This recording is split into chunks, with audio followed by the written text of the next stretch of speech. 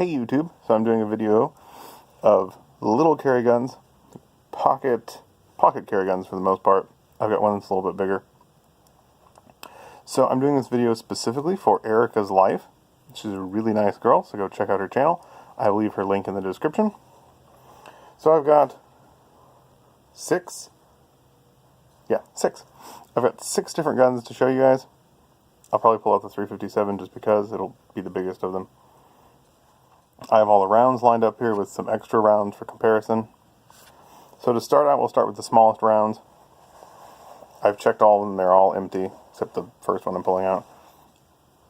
That's my little carry revolver. It's a very small little gun. Just disappears in even my hand.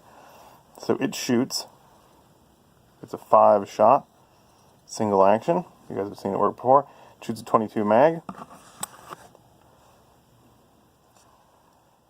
For comparison, I will use the super common 9mm. So there it is versus the 9.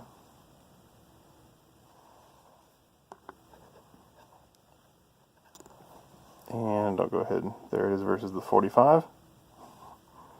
So I mean, obviously it's a big difference between the 45. It's even a big difference between the 9. But kind of the thing with any of these is it's better to have this than to have nothing. I mean, yes, granted, it's very small compared to, say, a 9. But it's better to have a 22 mag than it is just hope that an attacker goes away. Now, of course, the trade-off with this is it's a smaller round. You're going to need to practice more with a follow-up shot. That's true with any of these. You're going to need to practice more of getting yourself back on target quickly for a follow-up shot. And you're also more likely to have to use it if you pull it. You're less likely to scare someone off with this than you are with this. It's just kind of one of the trade-offs you have with carrying something like this. It does work. It works extremely well. Very accurate little thing. Even though you can see it's just a little notch and a little bead up here. But if somebody's coming at you just real close, you're just going to pull it and shoot. Anyway, but you can't aim. This one, the reload's pretty easy. You just click it back once, pull it forward, then use your other finger to pop out the cylinder, and you've got your 5 right there. You just close it back, and then as a safety on these, you can't just half cock them. But if you really want to make sure that absolutely nothing could ever possibly happen, you have these notches here. And you can see they're off right now. There's a large space with a small notch. A large notch has a small space, so they're opposite. Pull back the hammer, and then drop down the hammer when they're lined up. Small lines with small, big with the big. And you can see it sits between rounds. So you've got here, here, and one on the bottom. So that's the North American Arms Sidewinder. So kind of moving up in size from there, you have the North American Arms Black Widow. Same thing, works the same way. Still a single action. You have to pull back the hammer every time. This one does have sights. Pretty decent sights. Would be nice if there was some color on that front one, but pretty decent little sights on this. Again, 5 shots. Again, the 22 mag. You get a nice grip with this one. The other one gets a little wild. This one's not. I mean, even my huge hands are pretty comfortably on here. It looks like the pinky's got nothing, but there is actually a little notch right here. And it kind of just sits on that. Very comfortable in the hands. Very wide grips on this. Very comfortable little gun. Very small. Very safe to just toss in a pocket, toss in a purse, toss in a bag. Because it's, again, you're sitting between the rounds. This one isn't because it's unloaded. But it has the same notches and you can just put it right between the rounds. Nothing can possibly happen. This one, for loading, is much slower. You're not going to reload this one. Again, you pull it back one click. You pull down. You pull this out. and then your cylinder drops out, and you can use this to poke out your empties. Then you load it back up, put it back in, slide the pin back in, work everything until it's in there, and then it locks back in place. Slow to reload, a lot of fun to shoot though. Again, very accurate. 22 is perfectly capable caliber. In fact, the 22 long rifle is the old mob round for taking somebody out. That's what you would use in a rifle, so the 22 mag is more than capable. So moving up in caliber again, actually moving up in caliber this time, we have the 25. Mine is the little Colt Junior. Really little tiny guy here. Comparison, almost pretty close to the same size as this guy. You lose the size in the grip because this has a 6-round mag. So your mag release is down here on the bottom. You have a 6-round mag in this.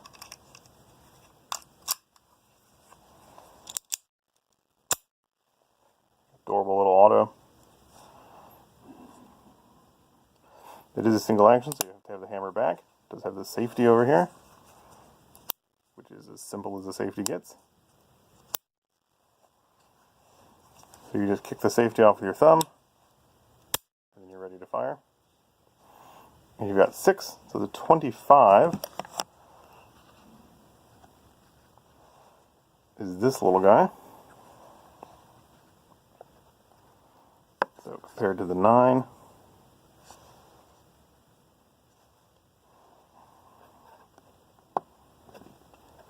and compared to the 45, it's a little round. But, I mean, the benefit is you get a little gun. It's gone now. I mean, it's a little tiny thing. It's very light. It doesn't have a lot of kick to it. It's just, it's a fun little gun to shoot, and it's an effective gun. It's a nice round. I mean, again, it's not going to be as effective as the 45, but if you're not going to carry the 45, then this is a lot more effective than something you're not going to have. So going up in caliber again, we have the 380. Oh, excuse me, guys. The 380. This is the Ruger LCP2. Big improvement over the LCP1. And the LCP1 wasn't bad. So you've got a, I want to say 7, but it might be a 6. It is a 6. You get a 6-round mag with this. Very nicely shaped little mag. Got a little extender on it here. I mean, for me, it's just 2 fingers. This one's just got nothing. But again, I have giant hands that these are not really designed for. This one has is extremely nice texturing on the grip here. Just a very easy to work slide, which is a big improvement over the last one. It's a very nice trigger. Very easy trigger. Light. Travels not too far. Again, big improvement over the last one. Normal, pretty standard sights for something like this. But a very nice little gun. So the 380 is moving up in size. We're almost to the 9 now. This is the 380. This is the 9. Basically, we're looking at almost the same thing. Actually, in some places referred to as a 9mm short. In some places, the 9 is called a 380 long. And then compared to the 45, I mean, we're obviously not at a 45, but we are almost at a 9mm now. Perfectly effective round. Very effective round. So, moving on to the next gun. Same caliber. Not really bigger. Could be bigger. We have the Beretta Pico. This is the one I recommend. If you're going to have one gun that you're going to carry around, it's going to be a 380. This is the one I recommend. And the reason is the sights. You have nice 3-dot sights on here. You have a very nice, easy trigger. It is a little bit heavier than the Ruger, but it's not bad. And it is very, very thin. Very thin. Also has nothing to catch on it. See, it's totally smooth. Bag release is here, so you have no button to get in the way for that. And it does have a flat mag. It's totally flush, which for me is really like a finger and a little bit of something. But it's fine. It's a 380. It's not a huge amount of recoil, so I can handle it with that. But it does have this extended foot on the other mag. And it actually extends it to a point that my whole hand can pretty much get on it. The pinky's not a whole finger, but almost my whole hand on it. It's a very, very nice gun. And again, sights, which is pretty uncommon on the little pocket type guys. Also comes with a really nice case that has a spot to hold the gun and a spot to keep your extra mag that zips up. So it is the one I recommend the highest if that's the kind of gun you're looking for. And then moving on to the 9 that I brought out. We are full size, but we're a full size single stack. And that is the Walther CCP. I love this thing. This thing is extremely accurate. Now I will say, and this is something I should mention also about the Pico, because for the Pico it's the exact opposite. It's super easy. The takedown on this thing is extremely easy. All you do is turn this screw and the whole thing pretty much just comes apart. Then you just put it back together, just pull the slide, and you're back together. Easiest thing in the world to take apart. Another reason I recommend it to somebody who's just going to have one gun for carrying. Now the Walther, on the other hand, has a tool that you put in here, and you like fight the thing apart and then fight it back together. So that's kind of a pain, but you are full size at this point. It's a great size if you want to carry in a bag or purse. It's also a good size if you want to carry on you. It's a single stack, so it's still fairly thin. It's not massively wide. It holds a number of rounds. I want to say it's like 8 or 7 or something like that. A very nice gun. I mean, you can put a light or a laser on it. It does have a rail. A very nice gun. A gun that's very easy for anyone to get two hands on it. You have nice sights. They are 3-dot, but they're not real bright white dots, which some people kind of like because they're not like distracting. You're not really staring at them. The gripped pattern, the texturing they use on these Walthers is absolutely amazing. It's not going anywhere. It fits the hand really nice. And it's a 9. So it's the round I've been showing. It's the 9. So versus the 45. Your height's almost the same. I mean, 9 to a 45. 45 is still quite a bit bigger. But